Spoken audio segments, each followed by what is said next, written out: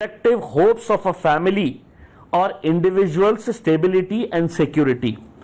An important question as to whether the executive should be permitted to take away the shelter of a family or families as a measure for infliction of penalty on a person who is accused in a crime.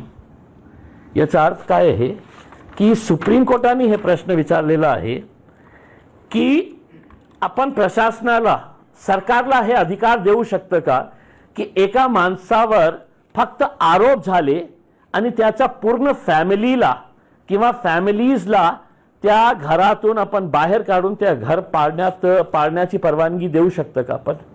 हे Supreme कोर्टाचे chief justice RS Gavai जेव्हा हे प्रकरण कोर्टामध्ये गेलं होतं तर हायकोर्टाला हे माहित नाही आहे का की सुप्रीम कोर्टाने हे निर्णय दिलेला आहे आणि इतकं क्लिअर ऑब्झर्वेशन्स आहे त्याच्यामध्ये.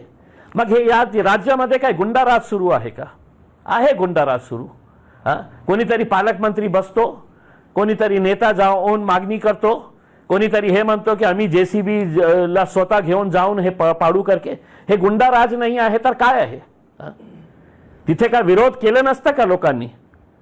मी नाही गेलो असतं रात्री 2 वाजता तर लोक विरोध करणार होते.